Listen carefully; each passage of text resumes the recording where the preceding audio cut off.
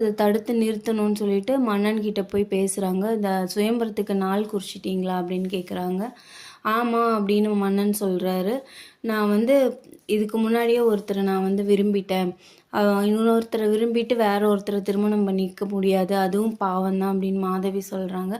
"ஆமா, நீ 3 மன்னர்கள வந்து திருமணம் பண்ணியிருக்க. அதில யாராவது ஒருத்தர் உனக்கு பிடிச்சிருந்துருக்கலாம். அவங்களுக்கு நான் அழைப்பு விடுக்கிறேன். நீ அவங்களுக்கே மாலையிட்டு மனைவியாயிரு" அப்படின்னு சொல்றாரு. ஆனா வந்து மாதவி சொல்றாங்க, "அந்த 3 மன்னர்கள மணக்கிறதுக்கு முன்னாடியே நாம ஒருத்தர வந்து நான் வந்து விரும்பிட்டேன்" அப்படின்னு சொல்றாங்க. "அப்படியா? அது யாருன்னு சொல்லு. அவருக்கும் நான் அழைப்பு விடுக்கிறேன். நீ யார விரும்புறியோ அவங்களே நீ கல்யாணம் பண்ணிக்கோ. நான் எந்த தடையும் சொல்ல மாட்டேன்" அப்படின்னு சொல்றாங்க. "யாரு நீ விரும்பின ஆளு?" அப்படின்னு கேட்குறாங்க. "சிஷ்ய தர்மத்த வந்து பிடிவாதமா வந்து ஒருத்தர் நிறைவேத்துனாரே அவரு தான்" அப்படின்னு மாதவி சொல்றாங்க. "யாரு? காலவரிஷியா?" அப்படின்னு